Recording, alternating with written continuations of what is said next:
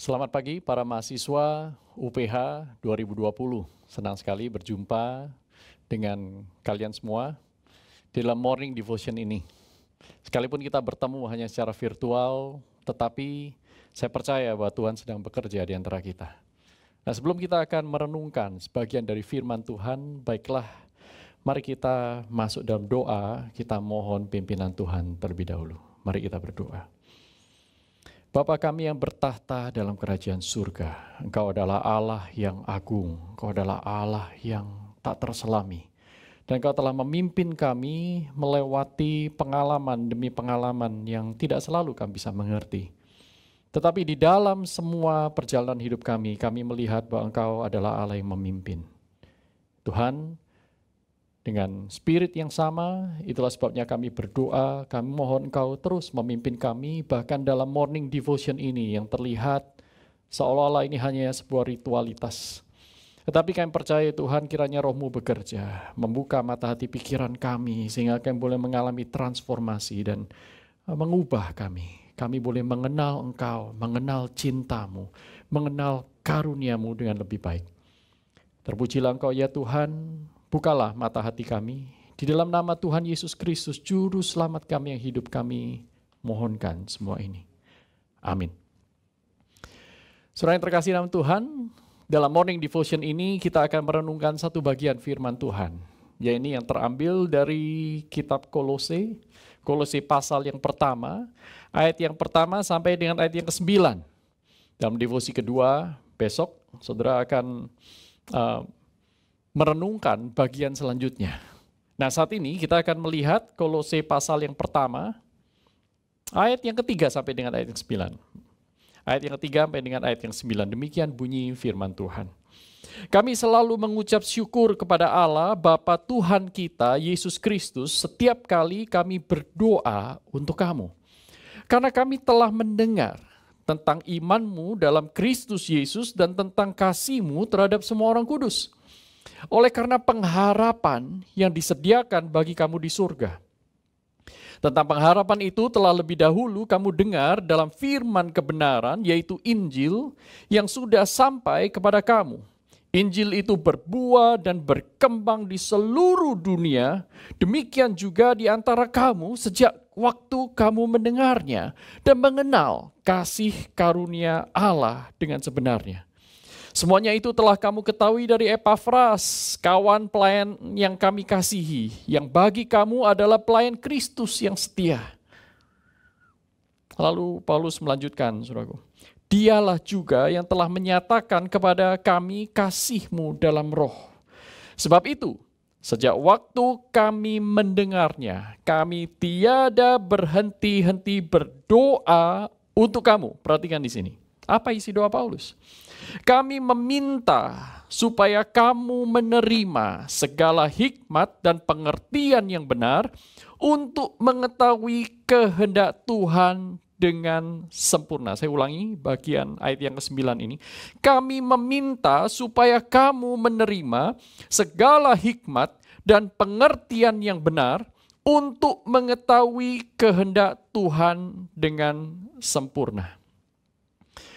Para sahabat Kristus yang terkasih dalam Tuhan,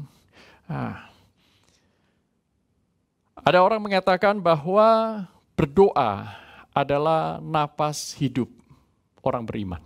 Berdoa adalah napas hidup orang beriman.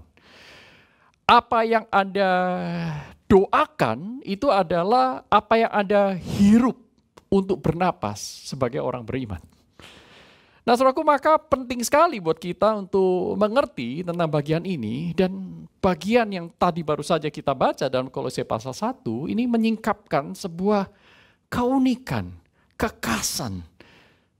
Saudara, kalau hari ini saya bertanya kepada Anda, apakah ada sesuatu yang Anda ingin saya doakan? Kira-kira apa yang akan Anda minta? Apa yang Anda mau untuk saya doakan? Pokok doa apa yang Anda akan titipkan kepada saya misalnya? Saudara, saya yakin sekali sebagian dari Anda mungkin akan berkata, wah tolong doakan papa mama saya yang dalam kondisi kesehatan yang kurang baik. Atau tolong doakan kondisi bisnis keluarga kami. Bisnis belum juga bangkit, Tetapi orang tua saya dengan penuh kasih tetap menyekolahkan saya di UPH ini. Dan tentu ada beberapa alokasi uang dana yang harus disediakan. Nah, kami khawatir apakah bisa hidup untuk 2-3 tahun di depan. Mungkin sebagian dari kita akan berpikir untuk tolong doakan sakit penyakit. Nah, tolong doakan masa depan saya, tolong doakan relasi saya dengan pacar saya, tolong doakan, waduh saudaraku ada banyak sekali mungkin pokok doa yang akan Anda berikan kepada saya, bukan? Apakah beberapa dari yang saya sebutkan itu adalah sesuatu yang ada dalam pikiran Anda saat ini? Nah saudaraku coba bayangkan, pada saat Paulus menulis kitab Kolose ini, surat kepada jemaat di Kolose ini, Paulus sedang berada dalam penjara di Roma, saudaraku. Dalam kondisi yang mengenaskan sebenarnya, seorang tokoh besar sangat dihargai oleh orang Romawi, tetapi pada saat yang sama saat ini dia meringkuk di penjara, kemungkinan penjara bawah tanah, dengan dinding yang pengap, lembab, dengan kondisi yang sama sekali tidak memadai, beda sekali dengan kita saat ini. Di dalam kondisi demikian, Paulus justru berdoa bagi orang lain yang ada di luar kesulitan hidupnya, saudaraku. Bagi jemaat di Kolose yang mungkin tidak mengalami penderitaan sedahsyat Paulus. Dan yang lebih mencengangkan lagi adalah apa yang Paulus doakan. Saudara perhatikan juga bahwa pada saat itu orang-orang Kristen ini berada dalam masa penganiayaan. Orang-orang Kristen berada di dalam kondisi dikejar-kejar, saudaraku. Mereka dibenci bukan hanya oleh orang-orang yang tidak mengenal Kristus, ya orang-orang Romawi misalnya, tapi mereka juga dibenci oleh rekan-rekan sebangsanya.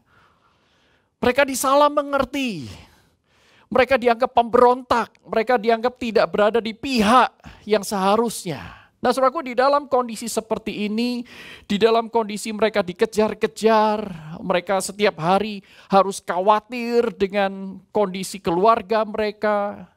Dan jangan lupa, orang Israel sedang dijajah oleh bangsa Romawi.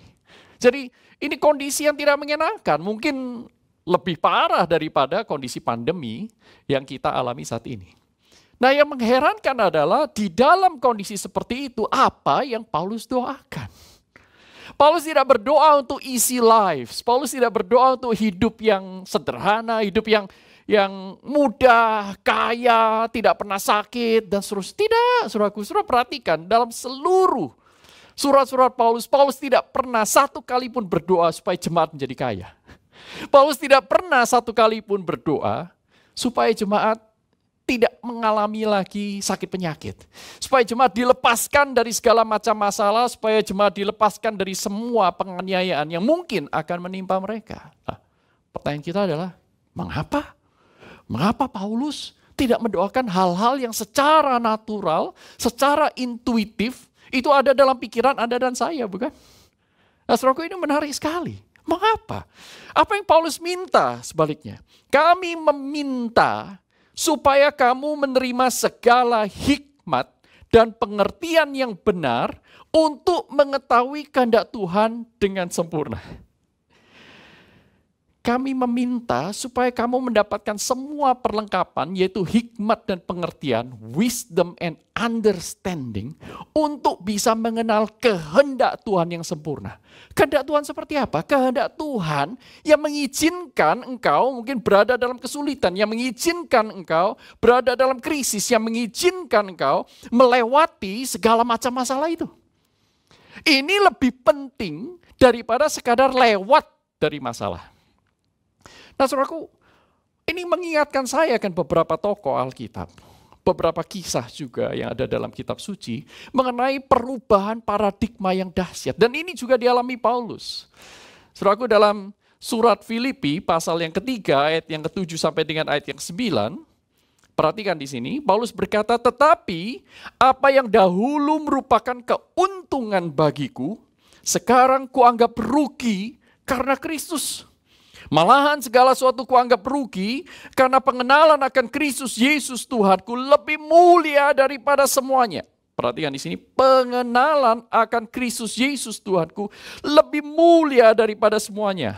Oleh karena dialah aku telah melepaskan semuanya itu. Semua yang Pada awalnya dia pegang, dia raih, dia cari seumur hidupnya. Tetapi sekarang dilepaskan dan menganggapnya sampah. Supaya aku memperoleh Kristus dan berada di dalam Dia bukan dengan kebenaranku sendiri karena menaati hukum Taurat, melainkan dengan kebenaran karena kepercayaan kepada Kristus, yaitu kebenaran yang Allah anugerahkan berdasarkan kepercayaan, berdasarkan iman. Nah, saudaraku, segala sesuatu kuanggap rugi setelah aku mengenal Kristus. Ini kunci dari perubahan yang dialami oleh Paulus. Mengapa Paulus berdoa sedemikian? Mengapa Paulus tidak berdoa untuk hal-hal yang, maaf, hari ini ada, besok pergi, saudaraku. Hari ini ada, besok tidak ada lagi. Hari ini saudara menikmati, besok hilang. Tuhan Yesus juga pernah mengatakan, jangan kumpulkan harta di muka bumi ini, harta yang bisa dicuri orang, yang ngengat dan karat bisa merusaknya. Nah, saudaraku, Paulus menemukan apa yang Tuhan Yesus ajarkan ini. Ada perubahan paradigma. Saudaraku, kisah yang lain yaitu terdapat dalam Mazmur 73, ayat yang, ini satu pasal, saudaraku. Tapi kalau mau dikutip, saya akan mengutip beberapa saja, yaitu Mazmur 73, ayat yang ketiga sampai dengan ayat yang ke-12. Saudara perhatikan ada perubahan paradigma ini. Saudaraku, di sana dikatakan demikian. Sebab aku cemburu kepada pembual-pembual kalau aku melihat kemujuran orang-orang fasik. Sebab kesakitan tidak ada pada mereka, sehat dan gemuk tubuh mereka. Mereka tidak mengalami kesusahan manusia dan mereka tidak kena tulah seperti orang lain. Sebab itu mereka berkalungkan kecongkakan dan berpakaian kekerasan. Karena kegemukan kesalahan mereka menyolok. Hati mereka meluap-luap dengan sangkaan, mereka menyindir dan mengata-ngatai dengan jahatnya, hal pemerasan dibicarakan mereka dengan tinggi hati, ini orang-orang jahat, saudaraku. Mereka membuka mulut melawan langit, lidah mereka membual di bumi. Sebab itu orang-orang berbalik kepada mereka, mendapatkan mereka seperti air yang berlimpah-limpah. Tapi perhatikan, momen perubahan terjadi di ayat berikut. Ayat 16, tetapi ketika aku bermaksud untuk mengetahuinya, hal itu menjadi kesulitan di mataku. Sampai aku masuk ke dalam tempat kudus Allah dan memperhatikan kesudahan mereka. Sesungguhnya di tempat-tempat licin kau taruh mereka, kau jatuhkan mereka sehingga hancur, betapa binasa mereka dalam sekejap mata, lenyap, habis oleh karena kedahsyatan. Saudaraku. Pemazmur, pada awalnya dia melihat Tuhan, kenapa orang yang tidak percaya kepada engkau, orang yang menolak engkau justru hidupnya nyaman, hidupnya aman, hidupnya enak sekali. Mereka seolah-olah tidak pernah kena tulah, tidak pernah mengalami kesulitan. Aku ingin dong seperti mereka. Nah, kemudian pemazmur berkata, tetapi waktu aku ingin mengertinya, aku sulit sekali sampai dia datang di hadirat Allah dan dia menemukan perubahan cara pandang. Dan dia melihat bahwa sesungguhnya Allah meletakkan mereka di tanah yang licin. Sebentar lagi mereka akan jatuh dan mereka akan binasa berkeping-keping, tetapi manusia tidak menyadarinya. Mereka mengejar apa yang justru membahayakan diri mereka. Nah, saudaraku, perubahan paradigma terjadi ketika seseorang bertemu dengan Allah. Ketika seseorang mengenal siapa Allah yang sesungguhnya. Ketika seseorang mengenal kehendak Tuhan yang benar. Di sana dia tahu mana yang benar, mana yang salah. Mana yang baik, mana yang tidak baik. Bukan dari kata orang yang tidak memiliki hubungan dengan sang kebenaran. Sang sumber kebenaran itu. Tetapi dari Tuhan sang kebenaran. Nah, saudaraku, semasa saudara mungkin studi di dalam UPH ini, jangan kejar yang lain. Saudara akan belajar banyak ilmu tentunya, tetapi perhatikan bahwa ilmu-ilmu itu akan memberikan Anda wisdom and understanding untuk apa? Untuk satu tujuan yang jauh lebih penting, supaya Anda bisa hidup layak di hadapan Allah, supaya Anda bisa mengatasi kesulitan demi kesulitan, supaya saudara bisa menjadi orang yang memiliki nilai kekal dalam hidupmu.